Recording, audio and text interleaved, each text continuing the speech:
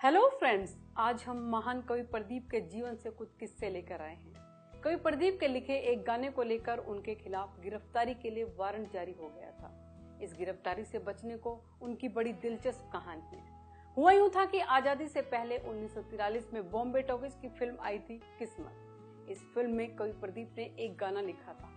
गाना कुछ यूं था कि आज हिमालय की चोटी से फिर हमने ललकारा है, दूर हटो ए दुनिया वालों, हिंदुस्तान हमारा है। ये गाना काफी मशहूर हुआ। ब्रिटिश सरकार ने माना कि यह गाना भारत छोड़ो आंदोलन के समर्थन में लिखा गया है। इस कारण कवि प्रदीप के खिलाफ गिरफ्तारी वारंट निकाल दिया गया। कुछ दिन के लिए तो कवि प्रदीप को भूमिगत होना पड़ा, लेकिन बाद में इस वारंट से बचने के लिए कवि प्रदीप ने जो तर्क दिया वो काफी मजेदार था।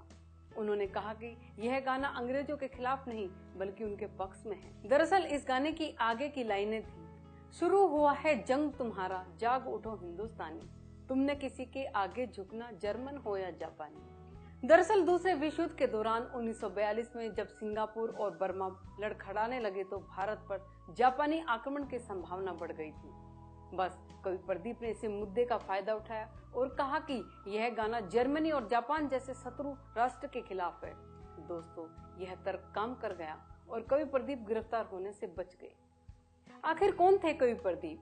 6 फरवरी 1915 को उज्जैन के बड़न नगर में एक मिडिल क्लास परिवार में उनका जन्म हुआ था। उनका बचपन का नाम रामचंद्र द्विवेदी था। उन्होंने 1939 में लखनऊ यूनिवर्सिटी से ग्रेजुएशन किया। वे बचपन से ही कविताएं लिखा करते थे और टीचर बनना चाहते थे। एक बार मुंबई में एक कवि सम्मेलन से उनके लिए बुलावा आया तो वे चले गए। वहां पर उनकी मुलाकात बॉम्बे टॉकीज के संस्थापक हिमांशु राय से हुई। हिमांशु उनसे बहुत प्रभावित हुए और अपने स्टूडियो में 200 रुपए प्रति माह पर नौकरी पर काम दे दिया। हिमांशु राय के कहने पर ही उन्होंने अपना नाम रामचंद्र द्विवेदी से प्रदीप भी कर लिया। कवि प्रदीप ने देश के आजादी के आंदोलन में भी बढ़ चढ़कर हिस्सा लिया था। उन्होंने दे दी हमें आजादी, बिना खड़क बिना ढाल, और आओ बच्चों तुम्हें दिखाएं जैसे देशभक्ति से भरे गाने लिखे हैं। कवि प्रदीप ने 1962 में भारत चीन युद्ध के दौरान शहीद सैनिकों के लिए एक गाना लिखा था। यह गीत है ऐ मेरे वतन के लोगों। हम आपको इस गीत से जुड़ा एक किस्सा भी सुना देते हैं। इस गाने को 26 जनवरी 1963 में लता मंगेशकर ने दिल्ली के नेशनल स्टेडियम में गाया था।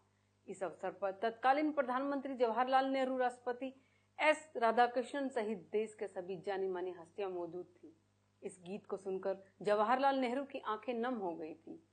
इस गीत को लेकर कवि प्रदीप की बेटी मितुल ने एक इंटरव्यू में बताया था कि कवि प्रदीप ने यह गाना सैनिकों की विधवाओं के नाम कर दिया था ताकि इस गाने से होने वाली कमाई विधवाओं को मिले, लेकिन ऐसा हुआ नहीं। बाद में मुंबई हाई कोर्ट ने 25 अगस्त 2005 में इस पर फैसला सुनाया और म्यूजिक कंपनी को विधवा कोष में 10 लाख जमा करने का आदेश दिया था। कवि प्रदीप ने अपने जीवन में 71 फिल्मों में 1700 गाने लिखे हैं। उनका गीत आओ बच्चों तुम्हें दिखाएं झांकी हिंदुस्तान की तो आज भी लोगों की जुबान पर रहता है। कवि प्रदीप को 1998 में दादा साहेब फाल्के पुरस्कार से सम्मानित किया गया। महान कवि प्रदीप 11 दिसंबर 1998 को हमें छोड़कर चले गए। आज हम इस महान आत्मा को नमन करते हैं। आप बने रहे YRY18 के साथ। हॉलीवुड, बॉलीवुड और देश विदेश की महान हस्तियों के बारे में जानकारी के लिए इस चैनल को जरूर सब्सक्राइब करें। धन्यवाद।